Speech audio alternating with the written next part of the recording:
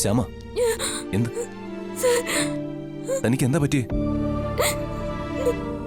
നമ്മുടെ അപ്പനെന്തോരി? അത് ജയന്തി അടുത്ത് വിളിച്ചിരുന്നു.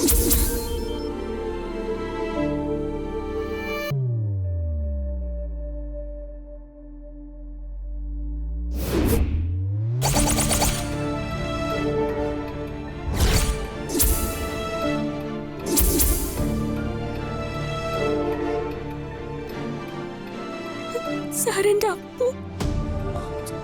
ജയന്തി അടുത്തല്ല പറഞ്ഞത്. അതില് കുറച്ചെന്തേലും കാര്യം കാണും. പക്ഷെ ബാക്കി പറഞ്ഞു ഒന്നും വിശ്വസിക്കണ്ട. ഇല്ല, ഇത് സത്യമാ. അല്ലെങ്കിൽ അപ്പു അച്ഛനും അമ്മയൊക്കെ ഇപ്പൊ ഇവിടേക്ക് വന്നേനെ അല്ലേ? ശ്യാമ സമാധാനമായിട്ടിരിക്കെ. ഞാൻ അച്ഛനെ വിളിക്കാം. കാര്യങ്ങളുടെ സ്ഥിതി ഞാൻ അന്വേഷിക്കാം. സർ, ഇനി എനിക്ക് പാടാൻ പറ്റുമെന്ന് തോന്നുന്നില്ല. പാടാൻ പറ്റില്ലെന്നോ? ഞാൻ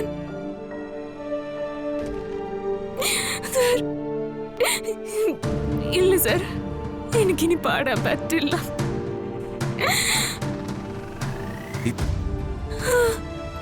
ശ്യാമ, താൻ തൽക്കാലത്തേക്ക് അത് മറന്നേക്ക്. അപ്പൊ ഹോസ്പിറ്റലിലല്ലേ, പിന്നെ എന്തിനാ പേടിക്കുന്നത്? വലിയ ഓപ്പറേഷൻ വേണ്ടി വരുന്ന ഡോക്ടർ പറഞ്ഞ് 25 ലക്ഷം രൂപയൊക്കെ വേണ്ടി വരുമെന്ന്. ജയന്തി അടുത്ത് പറഞ്ഞ കാര്യം ശരിയാണെന്ന് തന്നെ ഇരിക്കട്ടെ. താൻ ഇപ്പൊ പാടുന്നു, വിൻ ചെയ്യുന്നു. പ്രൈസ് ആയിട്ട് കിട്ടുന്നത് എത്രയാ? 75 ലക്ഷം രൂപ. അതിലൊരു 25 ലക്ഷം രൂപ മതിയല്ലോ അപ്പുന്റെ ഓപ്പറേഷന്. അതെ, അത് മതി. ശ്യാമ ഒന്ന് മനസ്സ് വെച്ചാ അത് ശ്യാമയ്ക്ക് നേടാനാവും.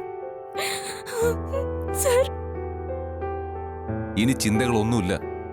അവസാന നിമിഷം ദൈവം ശ്യാമയെ പരീക്ഷിക്കാന്ന് കരുതിയാ മതി. എല്ലാം നല്ലതിനാ, അങ്ങനെ ചിന്തിക്ക്. ശ്യാമ, ഇനി സമയമില്ല. താൻ മനസ്സൊന്ന് നേരെയാക്കി വെക്ക്. ഇപ്പൊ തന്റെ മുന്നില് ഈ മ്യൂസിക് ഷോ മാത്രം, അത് മതി.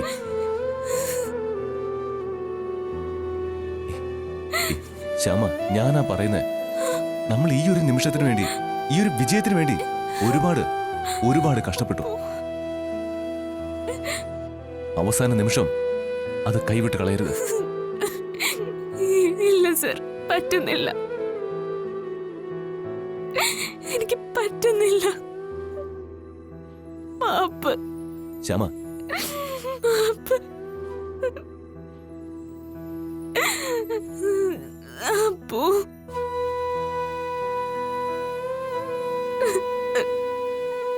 എന്നെ കൊണ്ട് പറ്റില്ല. എനിക്ക് പറ്റില്ല. എന്നെ കൊണ്ട് പറ്റില്ല.